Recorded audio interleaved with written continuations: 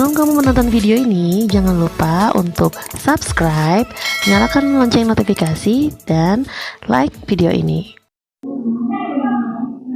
Halo semua, selamat datang di video media pembelajaran SMP Yadika 6. Perkenalkan, saya Dea Revnianti, saya merupakan guru IPA Biologi SMP Yadika 6. Pada hari ini, saya akan membahas tentang materi sistem pencernaan manusia. Selamat menyaksikan.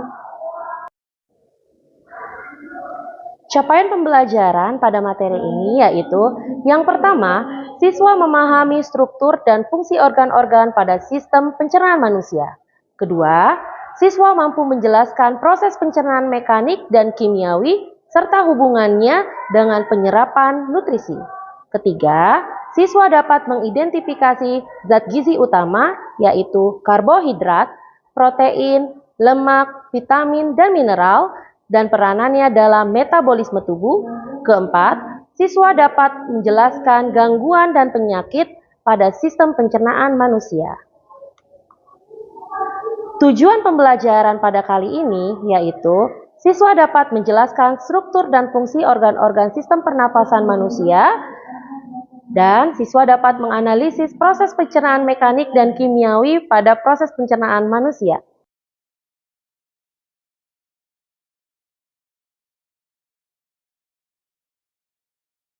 Saat kita makan, kita pasti memproses makanan dari makanan utuh menjadi potongan, serpihan kecil, hingga makanan terurai menjadi bentuk zat yang bisa dicerna oleh tubuh. Nah, teman-teman, rangkaian proses mengolah makanan tadi akan membentuk sistem yang disebut sistem pencernaan. Jadi, di video kali ini kita akan belajar sistem pencernaan makanan. Sistem pencernaan makanan merupakan proses pemecahan makanan menjadi molekul sederhana yang melibatkan organ-organ dan kelenjar-kelenjar pencernaan. Pencernaan makanan dibagi menjadi dua, yaitu pencernaan mekanis dan pencernaan kimiawi. Pencernaan mekanis yaitu pencernaan yang tidak menggunakan bantuan enzim. Pencernaan mekanis, pengubahan makanan dari bentuk kasar menjadi halus dengan bantuan gerakan alat-alat pencernaan yaitu gigi dan lambung. Sementara pencernaan kimiawi yaitu pencernaan dengan menggunakan bantuan enzim, di mana pelarut makanan oleh enzim-enzim pencernaan mengubah makanan bermolekul besar menjadi molekul kecil. Alat-alat pencernaan manusia berupa yang pertama, ada rongga mulut. Kedua, ada kelenjar ludah. Ketiga, esofagus. Keempat, lambung. Kelima, hati. Keenam, kantong empedu. Ketujuh, pankreas. Kedelapan, usus besar. Kesembilan, usus halus. Kesepuluh, apendiksitis atau usus buntu. Dan terakhir, anus. Adapun alat-alat pencernaan terdiri atas saluran pencernaan dan kelenjar pencernaan. Saluran pencernaan, saluran yang memproses makanan dengan mengunyah, menelan, dan pencampuran. Sedangkan kelenjar pencernaan, alat pencernaan yang dapat menghasilkan enzim-enzim untuk pencernaan kimiawi. Organ-organ pencernaan manusia terdiri atas rongga mulut, kerongkongan, lambung, usus halus, usus besar, anus. Pertama, kita akan membahas tentang rongga mulut. Di dalam rongga mulut terdapat 3 bagian. Yang pertama itu ada kelenjar ludah. Kelenjar ludah kita itu selalu membuat mulut kita selalu dalam keadaan basah. Kelenjar ludah itu disebut kelenjar saliva. Kedua, lidah. Ketiga, gigi. Di dalam rongga mulut terdapat langit-langit mulut, uvula, dan tonsil atau kita menyebutnya dengan amandel. Di dalam rongga mulut terdapat gigi. Gigi merupakan alat pencernaan mekanik, di mana fungsi gigi yang pertama, memotong makanan menjadi potongan-potongan kecil. Kedua, memudahkan enzim-enzim pencernaan mencerna makanan dengan lebih efisien dan cepat. Berdasarkan jenis-jenisnya, gigi dibagi menjadi 3. Yang pertama, ada gigi seri yang disebut juga dengan incisivus, di mana fungsi gigi seri yaitu memotong makanan. Kedua, fungsi gigi taring yang disebut juga dengan caninus, berfungsi untuk mengoyak dan merobek makanan. Ketiga, gigi geraham yang disebut juga dengan molar atau premolar, yaitu berfungsi juga untuk mengunyah makanan. Nah, sekarang saya akan menjelaskan tentang struktur gigi. Di sebelah kanan saya merupakan struktur gigi, di mana struktur gigi ini terdapat 3 bagian. Bagian pertama yaitu mahkota gigi. Mahkota gigi merupakan bagian yang terlihat atau nampak dari luar. Kedua, bagian leher gigi yang tertanam di dalam gusi. Dan bagian ketiga yaitu akar gigi yang terdapat di dalam gusi.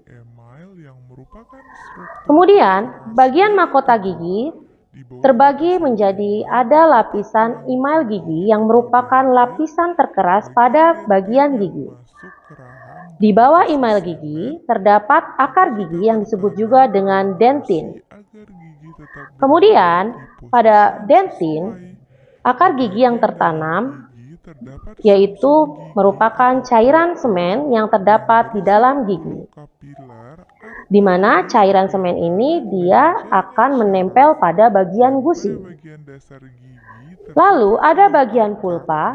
Pada bagian pulpa ini banyak sekali kandungan pembuluh darah kapiler, baik pembuluh darah arteri ataupun pembuluh darah vena. Bagian akar gigi terdapat celah akar dan juga tulang gigi. Pada bagian rongga mulut yaitu terdapat lidah, di mana pada lidah terdapat otot-otot lurik dan juga lapisan epitel, di mana lapisan epitel ini terdapat yang namanya kelenjar lendir atau yang disebut juga dengan kelenjar mukosa. Kelenjar mukosa ini terdapat juga reseptor perasa yang dimana pada ujung lidah terdapat reseptor rasa manis. Pada bagian tepi depan lidah merupakan reseptor asin, pada tepi belakang merupakan reseptor asam, dan pada pangkal lidah yaitu reseptor pahit. Adapun fungsi dari lidah itu sendiri, yang pertama, membantu mencampur dan menelan makanan. Kedua, mempertahankan makanan agar berada di mana di antara gigi-gigi atas dan gigi-gigi bawah saat akan dikunyah. Ketiga, sebagai alat pengecap makanan karena banyak mengandung reseptor pengecap dan perasa.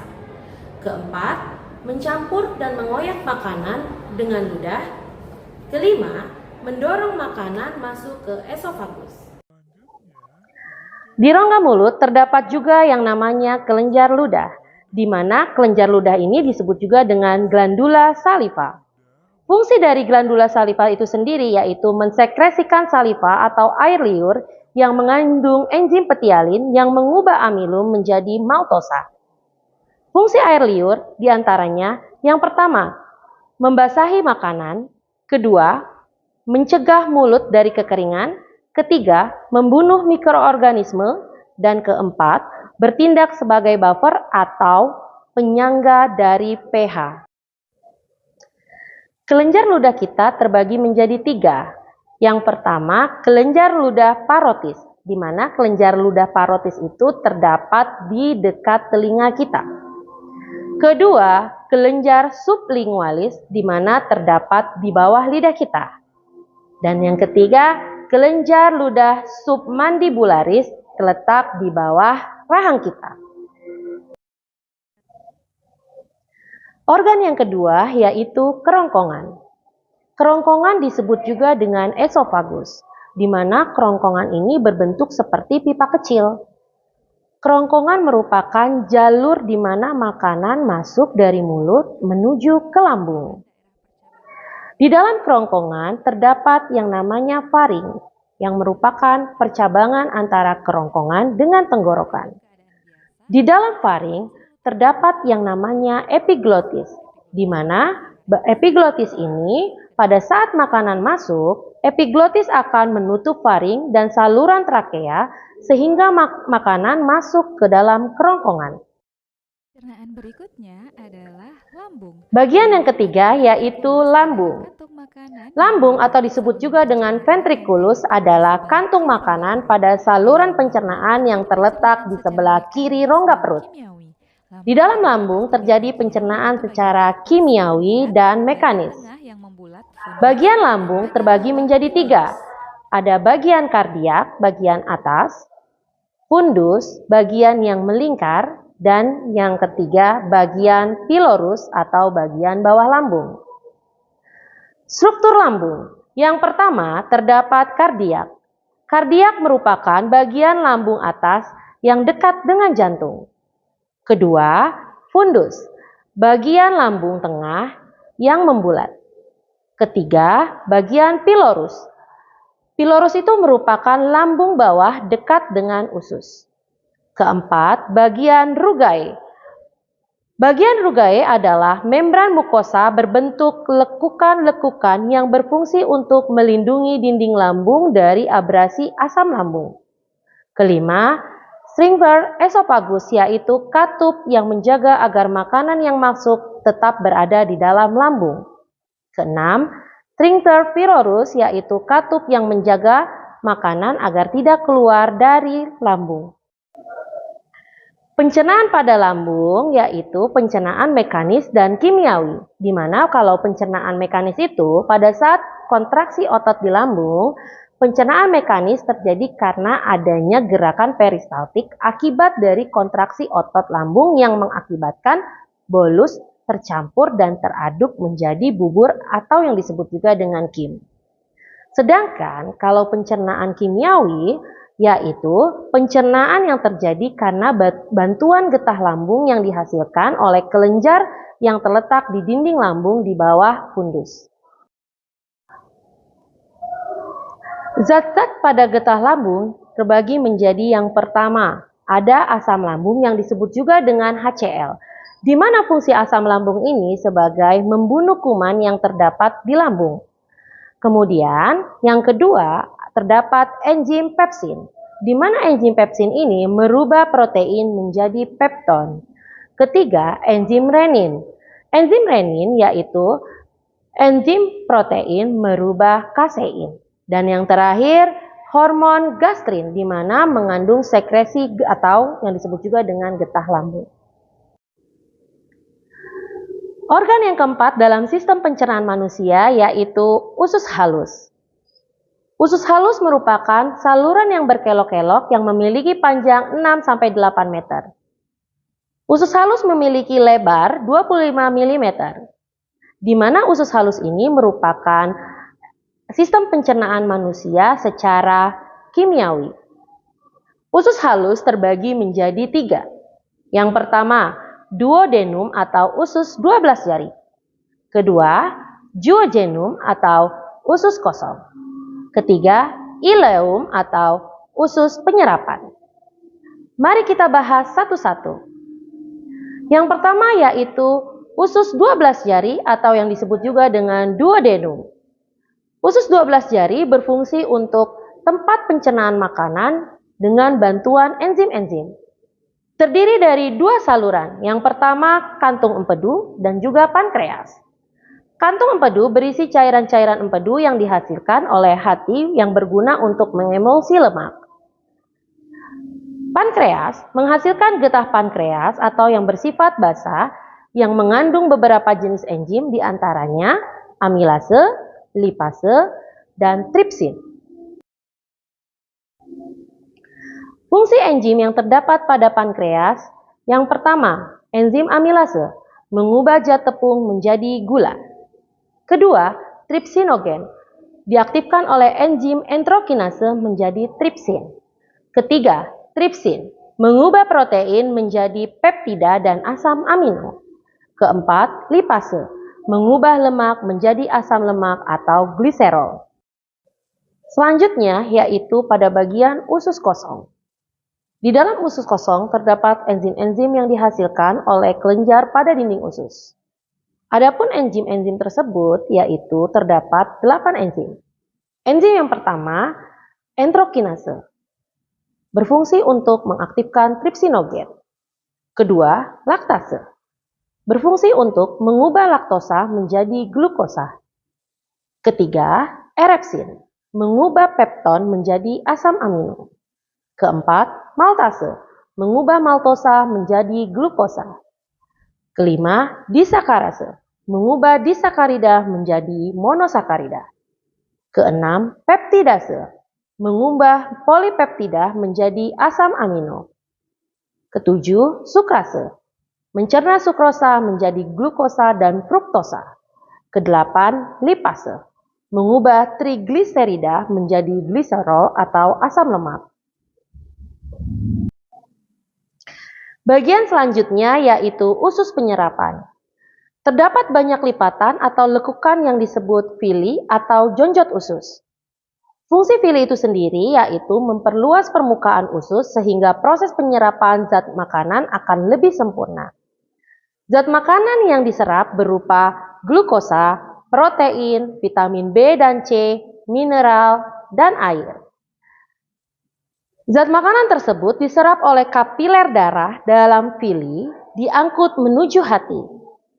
Zat makanan berupa asam lemak, gliserol, vitamin A, D, E, dan K diangkut melalui pembuluh darah atau getah bening yang disebut juga dengan limfa.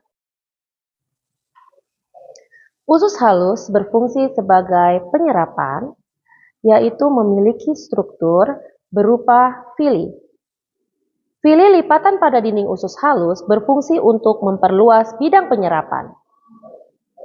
Enterosit berfungsi sebagai sel epitel silindris yang menyerap sari-sari makanan. Sel goblet atau parietal sel yang berfungsi untuk menghasilkan getah. Bagian yang kelima yaitu usus besar atau disebut juga dengan kolon. Kolon memiliki panjang kurang lebih 1 meter. Bagian usus besar terdiri atas kolon ascendent, kolon transversum, kolon descendens. Antara usus besar dan usus halus dibatasi oleh sekum. Sekum merupakan usus buntu, di mana sekum itu terdapat bagian umbai cacing atau yang disebut juga dengan appendicitis. Bagian terakhir pada usus besar disebut juga dengan rektum. Kemudian, pada bagian rektum terdapat lubang pembuangan yang disebut juga dengan anus. Fungsi usus besar yaitu yang pertama, membentuk massa feses atau kotoran, kedua, mengatur kadar air, garam, mineral, dan zat berguna yang tersisa pada feses, ketiga, tempat terjadinya pembusukan, sisa makanan menjadi feses oleh bakteri Escherichia coli.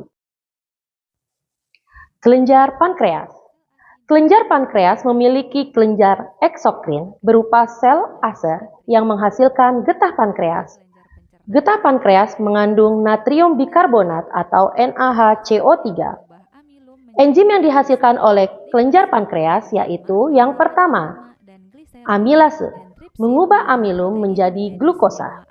Kedua, lipase, mengubah lemak menjadi asam lemak atau gliserol. Ketiga, tripsin, mengubah protein menjadi senyawa asam amino. Kelenjar hati. Hati adalah organ tubuh dengan kelenjar eksokrin berupa kantung empedu yang menghasilkan cairan empedu. Cairan empedu atau yang disebut juga dengan bilus adalah cairan yang berwarna kekuningan, kecoklatan yang dihasilkan oleh sel hati. Cairan empedu mengandung air, cairan empedu atau Na atau K sebagai pengemulsi lemak, bilirubin atau pigmen empedu hasil dari perombakan eritrosit, dan juga kolesterol atau disebut juga dengan lipid. Fungsi cairan empedu yaitu yang pertama, pembuangan sisa metabolisme perombakan eritrosit atau bilirubin. Kedua, pembuangan kolesterol yang berlebih. Ketiga, pengemulsi lemak. Fungsi hati yang berhubungan dengan pencernaan yaitu berfungsi sebagai metabolisme karbohidrat dan metabolisme protein, mengatur kadar glukosa dan asam amino dalam darah.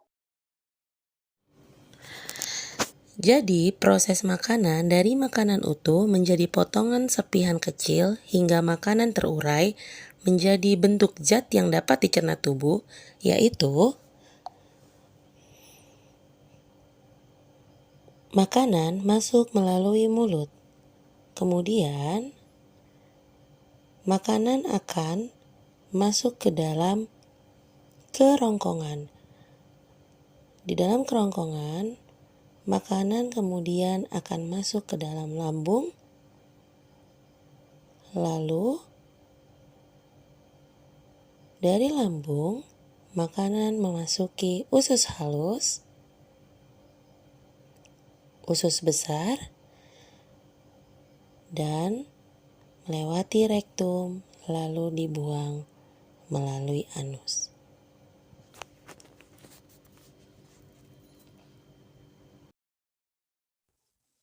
Demikian video media pembelajaran yang saya buat, mudah-mudahan bermanfaat untuk kalian. See you!